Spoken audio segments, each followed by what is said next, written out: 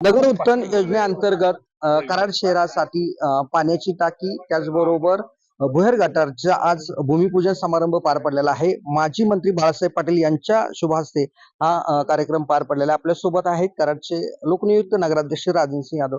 नेमकी काय योजना आहे, कशाचं आज भूमिपूजन उद्घाटन झालं? कराड नगरपालिकेची 2011 साली हद्दवाढ झाली. जुनं 33 स्क्वेअर माईलचं गाव आणि नवीन 7.5 स्क्वेअर माईलचं गाव. त्या गावामध्ये आदरणीय पीडी साहेबांनी 1974 साली ड्रेनेज योजना कार्यान्वित केली. त्यानंतर वाढतं नागरिकीकरण आणि वाढती लोकसंख्या आणि ह्या हद्दवाढीचा होणारा झपाट्याने विकास, ह्या संपूर्ण गोष्टीमुळे जुनं गाव आणि नवीन गाव असं दोन्ही मिळून पाणी पुरवठा योजना व ड्रेनेज योजना या ठिकाणी या कराड शहरासाठी आदरणीय एकनाथ शिंदे साहेबांनी जवळजवळ 160 कोटीची योजना या ठिकाणी कराड शहराला दिली.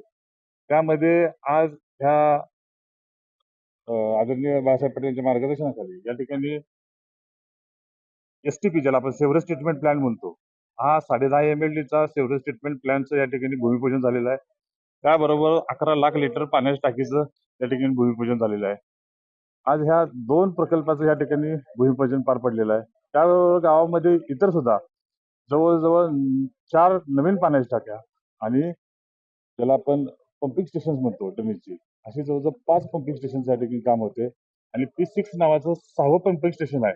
ते संपूर्ण मशिनरीचं आपण या ठिकाणी काम करतोय. येणाऱ्या कालावधीमध्ये 2056 साल धान्यात ठेवून कराड शहराची लोकसंख्या 3 लाख असेल असं अंदाजित व्यक्त करून त्या शहराला मुबलक असं पाणी आणि स्वच्छ सुंदर असं पाणी आणि त्याबरोबर संपूर्ण ड्रेनेजची व्यवस्था या ठिकाणी या प्रकल्पाच्या माध्यमातून होत आहे.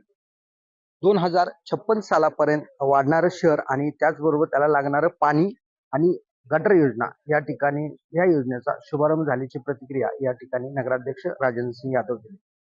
दिनकर थोरात, TV9 मराठी, कराड.